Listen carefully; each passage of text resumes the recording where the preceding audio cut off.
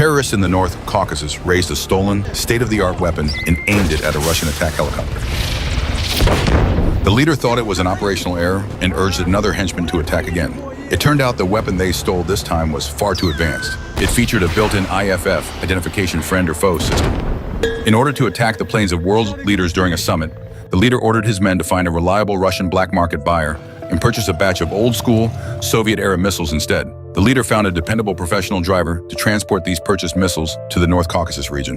But as the driver passed through customs inspection, a security officer secretly installed a remote-controlled detonator on the truck. The driver successfully cleared customs, but a group of terrorists drove up and intercepted the truck. One terrorist boarded the truck to supervise the missile transport mission. The leader was daydreaming back at headquarters, unaware that a perfect liquidation operation had quietly begun. The driver pulled into a rest area to refuel. The terrorist bought 3 bottles of water from the staff. In the split second the terrorist turned his back, a gas station employee flashed a photo to the driver and warned him not to drink that water. Facing the water handed over by the terrorist, the driver faked a coughing fit.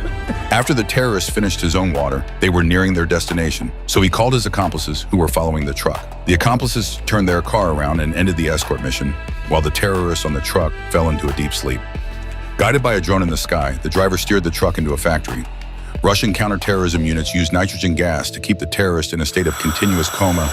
Personnel in bomb suits removed the truck's steel plating and installed remote explosives. The counterterrorism team leader, the man from the photo, pulled the driver aside and taught him the hand signal for detonation. The driver got back into the truck and set off again. When the terrorist woke up, he believed he had only been asleep for 10 minutes. They successfully arrived at the terrorist's hidden hideout. The terrorist leader warmly welcomed the driver and then began to inspect the truckload of missiles he had purchased.